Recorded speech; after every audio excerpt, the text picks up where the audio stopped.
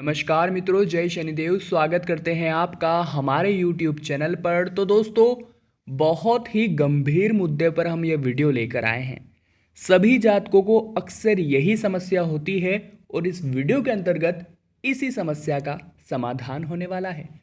जी हाँ दोस्तों, बात करेंगे कि साढ़े साती 2020 के शुरुआती माह में ख़त्म हो गई। अब 2020 का अंत भी होने वाला है। फिर भी वृश्चिक राशि के जीवन में दुखों का खात्मा क्यों नहीं हो रहा? हमेशा हर कदम पर दुखों को क्यों झेलना पड़ रहा है? क्या गलती हो रही है? ऐसा नहीं है सभी लोगों को दुख झेलना पड़ रहा है, परंतु कमेंट बॉक्स में हमारी अक्सर प्रश्न आता है कि गुरुजी, यह समस्या समाप्त होने का नाम नहीं ले रही। काम बनते बनते बीच में बिगड़ जाते हैं। हमें ही समझ नहीं आ रहा है क्या हो रहा है। तो दोस्तों, वीडियो में मिलेगा समाधान। ज़रूरत है वीडियो को पूरा देखने की। तो जिन भी जातकों को कुछ भी समस्या है, इस वीडियो को शुरू से लेकर अंत तक देखिएगा। एक पल भी मिस मत कीजिएगा और सबसे पहले लाइक कर दीजिए। लाइक करना बिल्कुल फ्री है और कमेंट बॉक्स में शनिदेव के सभी भक्त जय शनिदेव लिखना मत भूलिएगा। तो दोस्तों, साढ़े साती तो हो गई खत्म, पर इसका मतलब ये नहीं होता कि आपके जीवन में सुखों की बरसात हो गई। सुखों की बरसात होगी, परंतु वो होगी आपके स्वभाव की वजह से, आपके व्यवहार की वजह से, आपके कर्मों की वजह से। जहाँ पर आपकी ये तीनों गाड़ी गड़बड़ाई, वहाँ पर आप वापस बैक आ जाते हैं, पीछे लोगों से हो जाते हैं और जीवन में सुख समृद्धि नहीं मिल पाती। खुद को कोसते हैं, मन में नकारात्मक विचार ले आते हैं और बहुत से जातक जिंदगी से हार भी मान जाते हैं। तो यहाँ पर इस वीडियो के माध्यम से आपको मोटिवेट करने वाले हैं, जहाँ पर हम आपको बहुत ही बढ़िया राय देंगे, जहाँ पर आप खुद महसूस करेंगे कि जी हाँ, गलती मेरी ही थी, दोष मेरा ही था, मैं बेवजह ही भगवान को दोष दे रहा था। तो दोस्तों, सबसे पहले ध्यान रखना है अपने स्वभाव का। अगर आपका स्वभाव सही नहीं है तो न चाहते हुए भी आपकी आर्थिक तंगी समाप्त नहीं हो सकती। जी हाँ दोस्तों, इंसान का स्वभाव उसका बाकी लोगों से संपर्क निर्माण करता है, बाकी लोगों के साथ उसका व्यवहार बनाता है। व्यवहार भी बहुत ज़्यादा ज़रूरी है। अगर आपका स्वभाव ऐसा है कि कोई आपसे राय मांगता है तो आप उसे उस नज़र से देखते हैं कि आप बहुत बड़े व्यक्ति हैं, तो यह बिल्कुल सही नहीं है। जी हाँ दोस्तों, आपको जाति का भेद नहीं रखना है, आपको बड़े छोटे ओहदे का भेद नहीं रखना है, आपको बड़े छोटे होने का भी भेद नहीं रखना है। अगर कोई राय मांगता है तो निष्पक्ष राय देनी है। अगर किसी से कुछ पूछना है तो विनम्र स्वभाव से पूछना है। अपने पत्नी, जो कि आपके घर की लक्ष्मी है, उसके साथ विनम्रता से बात करनी है और अपने घर पे जो माता पिता है उन्हें ईश्वर का दर्जा देना है, क्योंकि वे ईश्वर के समान ही हैं आपके लिए। बुजुर्गों के घर का जो बुजुर्ग है उनका आशीर्वाद लेना है और रास्ते पे चल रहे गरीब जन की मदद करनी है। ये गुण निर्मित होते हैं स्वभाव में। यही गुण कहीं न कहीं आते हैं आपके व्यवहार में। जहाँ पर ईश्वर को आपके यह दोनों गुण सही दिख जाते हैं, वहाँ पर आपके काम बनने शुरू हो जाते हैं। प्रकृति आपका साथ देना शुरू कर देती है, भाग्य प्रतिशत आपका बढ़ जाता है और जीवन में आप वे सभी चीज़ें प्राप्त कर लेते हैं जहाँ आप पाना चाहते हैं। परंतु दोस्तों, यहाँ पर भी आपने 50% ही काम किया। आपका 50% काम अभी भी बाकी है। वो किस प्रकार से आपको करना है? तो वो होगा अपने कर्मों में सुधार करने से। जी हाँ दोस्तों, क्या कभी आपके मित्र ने सफलता प्राप्त की है? की ही होगी और बहुत बहुत बधाइयाँ। और हम यही चाहेंगे कि आप भी सफलता प्राप्त करें। परंतु कभी जाने अनजाने में ऐसा हो जाता है कि आपके मित्र सफल हो जाते हैं, आपके रिश्तेदार सफल हो जाते हैं, आपके आसपास के कोई भी साथीगण सफल हो जाते हैं, परंतु आप सफल नहीं होते। तो ऐसे में आप उनसे ईर्ष्या घृणा करते हैं, जो कि सबसे बुरी बात है। एक कहावत तो आपने सुनी ही होगी कि हम दूसरों के लिए अगर गड्ढा खोदेंगे तो स्वतः ही हम ही उस गड्ढे में गिर जाएंगे। सबसे पहले दोस्तों आपको उसकी जीत से जलना नहीं है, उसकी जीत का जश्न मनाना है।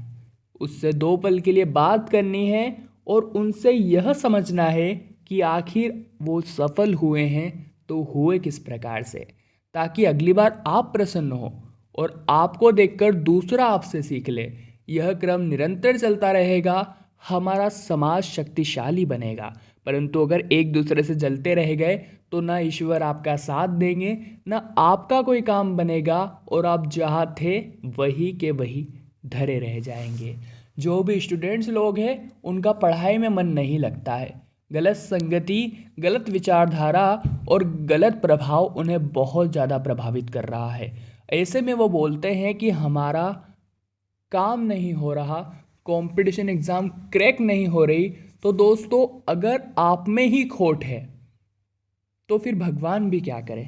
अगर आपने ही यह निर्णय कर लिया है कि मुझे तो अपना काम बनाना ही नहीं है तो भगवान भी क्या करे। आपको बस इतना ध्यान रखना है कि आपको फोकस करना है पढ़ाई पर। जी हाँ दोस्तों, खेल मौज मस्ती भी चलता है, परंतु अगर आप विशेष महत्व से पढ़ाई कर रहे हैं किसी चीज़ को टारगेट करके, तो आपको प्रायोरिटी अपनी पढ़ाई को ही देनी होगी।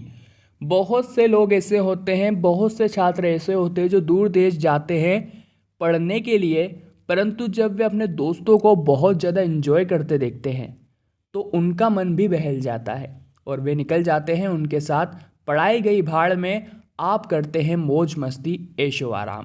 तो यहाँ पर आपको यह समझना है कि उस समय आपका एक एक पल बहुत ज़्यादा ज़रूरी है। अगर आपने सवार लिया तो माता पिता खुश होंगे और नकार दिया तो आपके माता पिता हमेशा दुखी रहेंगे। अब आपके हाथ में है उनकी खुशी, और अगर यहाँ पर आप संभल गए तो यकीन मानिए मित्रों, आप जीवन में सभी मुकाम हासिल कर जाएंगे। उसके बाद वे सभी स्त्रियों की हम बात करेंगे जो अपने आप को बहुत ज़्यादा कमज़ोर समझती है। वे यूँ समझती है कि हम हमेशा घर में रहते हैं, हमारा कुछ नहीं होगा, हम कहीं बाहर नहीं जाते, हमारे जीवन में बहुत दुख है, दिन भर काम कर कर के थक गए हैं। आपको अपनी लड़ाई स्वयं ही लड़नी होगी। हम ये नहीं कह रहे कि आप किसी प्रकार की लड़ाई लड़ने निकल जाएं, परंतु अपने सुख के लिए आपको खुद ही हक करना होगा, और यह आपका हक भी है। आपको किसी प्रकार का कलह इस वजह से अपने घर में नहीं करना है। साथ ही में दोस्तों, जो भी पति अपने पत्नी के घर में इज्जत नहीं करते, वहाँ पर तो पैसों की समस्या हमेशा रहती है। जिस भी घर में महिलाओं और बहू का सम्मान नहीं होता, वहाँ पर माँ लक्ष्मी का भी आगमन नहीं होता। और अगर आप 7:30 खत्म होने के बाद भी दुष्प्रभाव झेल रहे हैं तो यह सभी आप ही की गलतियाँ है कि आप इस प्रकार की मनोवृत्ति रखते हैं। तो इन सभी चीज़ों से छुटकारा प्राप्त करके आप जीवन में कुछ प्राप्त कर लेंगे, और जैसे जैसे समय बढ़ता चला जाएगा स्थितियाँ और भी ज़्यादा अच्छी होती चली जाएगी। अब दोस्तों यहाँ पर आपको एक बात का विशेष ध्यान रखना है कि आपको अपने कर्मों में सुधार करना है। जिस भी व्यक्ति ने अपने कर्मों में सुधार कर लिया, यकीन मानिए सफलता खुद आपके दरवाजे खटखटाएगी। अब दोस्तों कुछ मंत्र और कुछ उपाय बताएंगे। यहाँ तक जो स्पीच थी वह आपको थी मोटिवेट करने के लिए, और हमें पूरी आशा है कि आपके दिमाग में बहुत कुछ उलझनें समाप्त हो गई होगी। और अगर आपको कोई भी बात अच्छी लगी हो तो नीचे कमेंट बॉक्स में बताना कि बिल्कुल सही कहा गुरुजी। तो दोस्तों सबसे पहले उपाय बता रहे हैं 2-3। अब इन उपायों को आगे जो मंत्र बताएंगे वीडियो के अंत में, उस मंत्र के साथ आप अपनाइएगा, बहुत सटीक शानदार परिणाम मिलेंगे जो आपको हैरान कर देंगे। सबसे पहला मंत्र है कि आपको शनिवार के दिन शाम को पीपल के पेड़ के नीचे सरसों के तेल का दीपक लगाते हुए 7 परिक्रमा पीपल के वृक्ष की करनी है। जी हाँ दोस्तों, उसके बाद आपको क्या करना है, आपको किसी भी दिन, अगर शनिवार का रहे तो बहुत ही बढ़िया है, काले कुत्ते, काली गाय या किसी भी प्रकार के काले जीव को आपको खाना खिलाना है। रोटी, बिस्किट, कुछ भी आप खिलाइए, बहुत ही बढ़िया रहेगा। अब मंत्र बता रहे हैं दोस्तों। मंत्र कुछ इस प्रकार से हैं। ओम प्राम प्रीम प्रोम सह शनैश्चराय नमः। ओम प्राम प्रीम प्रोम सह शनैश्चराय नमः। जबरदस्त मंत्र है, निरंतर जीवन में सफलता दिलाएगा, दोषों को समाप्त करेगा, आपको सही रास्ते पर लेकर आएगा और जो भी लोग मार्ग भटक चुके हैं उन्हें दिशा दिलाएगा, दिशा दिखाएगा। आपके वे सभी कार्य संपूर्ण होंगे जो आप संपूर्ण करना चाहते हैं, परंतु ज़रूरत है हमने जो वीडियो में सलाह दी है उसे अपनाने की, ज़रूरत है उस मार्ग पर चलने की जो हमने आपको वीडियो के अंतर्गत दिया है। तो अगर आप इस वीडियो से संतुष्ट हैं तो लाइक ज़रूर कीजिएगा, कमेंट बॉक्स में जय शनिदेव लिख दीजिए, साथ ही में चैनल को सब्सक्राइब कीजिए, बेल आइकन को प्रेस कीजिए ताकि हमेशा आपको इसी प्रकार की ज्ञानवर्धक वीडियोस मिलती रहे। अभी के लिए आप सभी को जय माता दी।